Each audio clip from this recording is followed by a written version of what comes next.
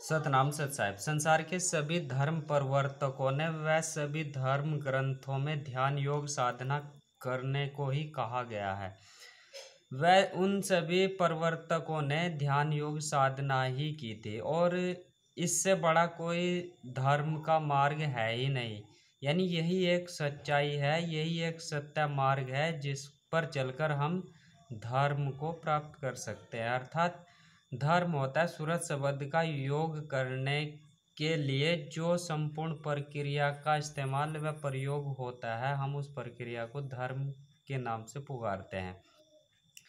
तो धर्म के लिए ध्यान योग सबसे महत्वपूर्ण है और ध्यान योग का जो अंतिम निष्कर्ष निकल कर आता है, एक तो मोक्ष का तो होता ही है कि उस व्यक्ति की मुक्ति हो जाती है, संभव है, निष्काम भाव में हो जाता है। लेकिन उस वह मालिक को कैसे प्रकट करता है संसार के व्यक्तियों के सामने, वैसे भी धर्म ग्रंथों में लिखा गया है। तो ध्यान योग का अंतिम जो निष्कर्ष है या उस मालिक का जो बखान उस साधक के द्वारा किया जाता है, वह सम्यक दृष्टि वाला होता है कि वह मालिक प्रत्येक जीव में है, कण कण में है। यानी उस साधक की सम्यक दृष्टि हो जाती है, यानी सब में समानता उसको दिखाई देने लगती है, चाहे वह छोटा हो बड़ा हो, कोई भी जीव जंतु हो, वह सभी में उस मालिक को देखने लगता है। यानी उसको अंदर से ऐसी अनुभूति होती है जिसको तथागत बुद्ध ने सम्यक दृष्टि कहा है। और हिंदू धर्म में वसुदेव कुटुंबकम कहा है। जब साधक गहन समाधि में पहुंचता है तो यानी उस वह मालिक उसको जो है पूरे संसार में जो है अपना कुटुंब, अपना घर परिवार ही नजर आने लगता है। और वासुदेव सर्वमम भी कहा है हिंदू धर्म में, और इसी को हिंदू धर्म में शिव कहा है। अर्थात वह मालिक कण कण में है, अर्थात प्रत्येक जीव जंतुओं में है। तो यदि हम और इस जब यह निष्कर्ष निकलता है वसुदेव कुटुंबकम वाला या सम्यक दृष्टि वाला या शिव कण कण में वाला, तो तब यहाँ उस साधक के शरीर के द्वारा अहिंसा का पालन होता है। प्रेम जो है, प्रेम सभी जीव जंतुओं के प्रति प्रेम भाव उत्पन्न होता है, दया उत्पन्न होती है। यानी अहिंसा, प्रेम और दया का आधार क्या है? वह ध्यान योग साधना की अंतिम अवस्था गहन जो समाधि होती है उसमें सम्यक दृष्टि आना, वसुदेव कुटुंबकम वाली दृष्टि आना, वसुदेव सर्वमम वाली दृष्टि आना, शिव कण कण में देखना, ऐसी दृष्टि या ऐसा दृष्टिकोण, ऐसा विचार उस साधक का आना ही अहिंसा, प्रेम और दया का आधार है। तभी आ सकता है, अन्यथा नहीं आएगा। तो यदि किसी व्यक्ति ने ध्यान योग साधना किया नहीं है और वह कह रहा है कि मैं अहिंसा का पुजारी हूँ या मैं प्रेम करता हूँ या मैं दया करता हूँ, तो वह कहीं ना कहीं झूठ बोल रहा है, क्योंकि उसने प्रैक्टिकल नहीं किया। अब देखिए, यदि आप कोई बहुत स्वादिष्ट खाना बनाए और आपने उसका स्वाद नहीं लिया और जिसने स्वाद लिया है उसके कहे अनुसार आप भी कह रहे हैं कि बहुत स्वादिष्ट है, तो यह एक तरह से झूठ हुआ। आप स्वयं जानते हैं कि आपने खाने का स्वाद नहीं लिया है। तो यदि आपकी ऐसी दृष्टि नहीं है तो आप अहिंसा, प्रेम व दया का पालन कर ही नहीं सकते। यानी उसका आधार ध्यान योग साधना है। तो आइए, क्या कहा सभी शास्त्रों में, सभी धर्म ग्रंथों में, उस पर थोड़ा सा नज़र डालते हैं। अध्याय 7 भगवत गीता है, अध्याय 7 का श्लोक 19वां है।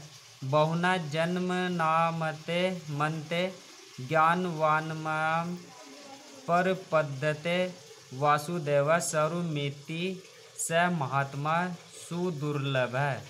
यानी बहुत जन्मों के अंतिम जन्म, यानी बहुत योनियों में जन्म लेने के बाद यह मनुष्य शरीर मिलता है। और इस मनुष्य शरीर के भी यानी यदि कोई ध्यान योग साधना करता है तो देखिए क्या कहा, बहुत जन्मों के अंतिम जन्म में, अर्थात मनुष्य जन्म में सब कुछ परमात्मा ही है।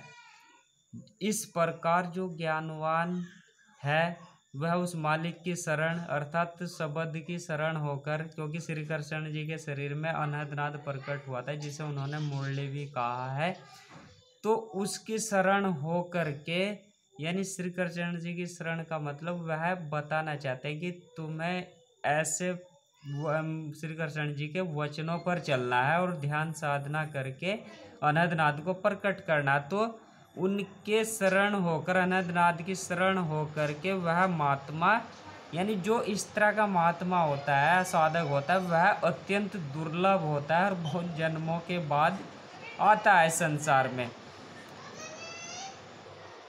बौद्ध धर्म में भी, बौद्ध धर्म की जो है धम्मपद है, त्रिपिटक का एक महत्वपूर्ण ग्रंथ है, उसमें भी लिखा है। सब लोग जानते हैं कि बुद्ध ने सम्यक दृष्टि पर गहनता के साथ जोर दिया था।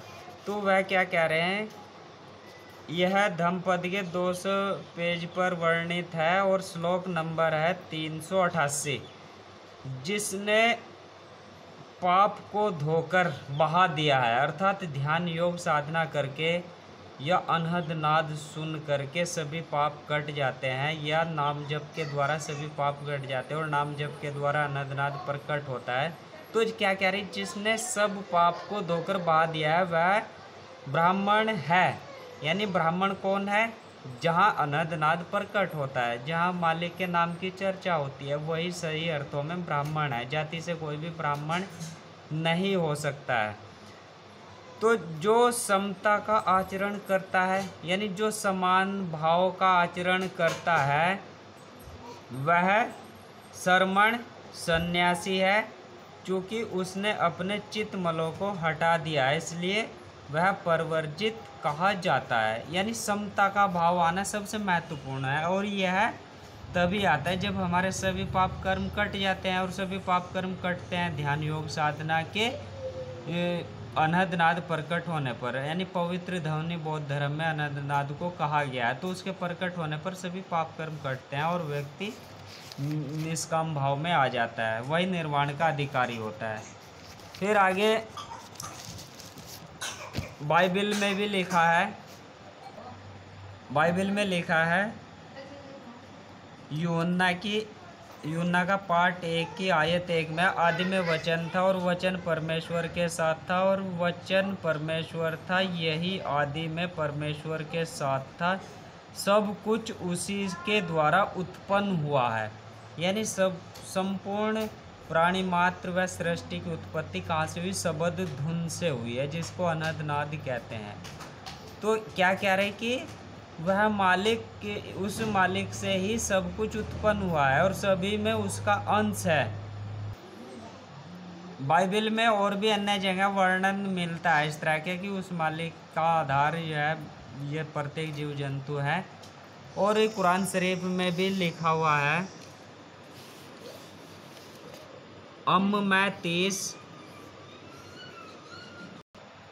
सूरा है अल इखलास, और इसकी आयत जो है 2 पर लिखा है, अल्लाह निरपेक्ष है एवं सर्व आधार है।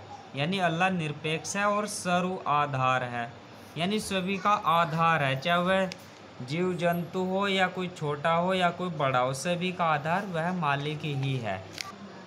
में 30 और सूरा अबसा की आयत 19 पर लिखा है, एक बूंद से उसे बनाया तो उसका अंदाज़ा ठहराया। यानी उसने, उस मालिक ने अपने एक बूंद से पापी को भी बनाया है और अच्छे इंसान को भी, और सभी जीव जंतुओं को अपनी एक बूंद से बनाया है, जिसे हम रूह या आत्मा कहते हैं। संतों ने भी जो है बहुत से जो है इसी पर जोर दिया है।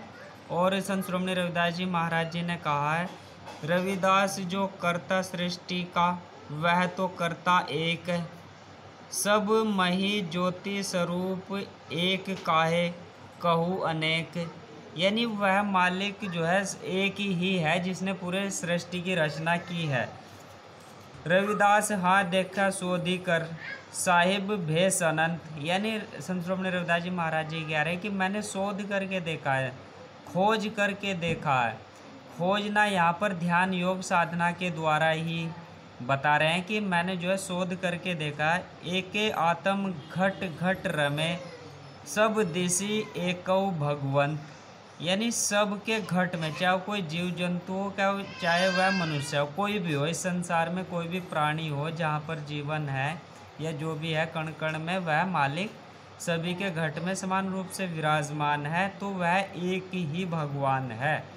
यानी तो हम इसको कैसे महसूस करते हैं कि सभी कण कण में एक है?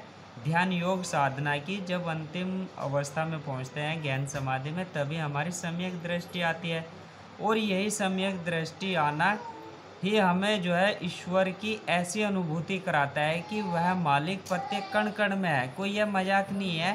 संत श्रोमणी रविदास जी महाराज जी तो कह रहे कि रविदास हाथ देखा सोधिकर साहिब भेष अनंत, यानी उस मालिक के जो भेष यहाँ पर हैं, जीव जंतु हैं, उसके भेष अनंत हैं, लेकिन वह सभी में एक ही है, एक ही बूंद से सभी उपजे हैं, सृष्टि की रचना हुई है। तो हम सभी लोग ज्ञान योग समाधि पर पहुँचने की कोशिश करें, क्योंकि इसके द्वारा ही संसार में उत्पन्न जो उपद्रव है, आतंकवाद है या भ्रष्टाचार है या अन्य अत्याचार है, वह सभी खत्म हो सकते हैं। सतनाम सत्संग।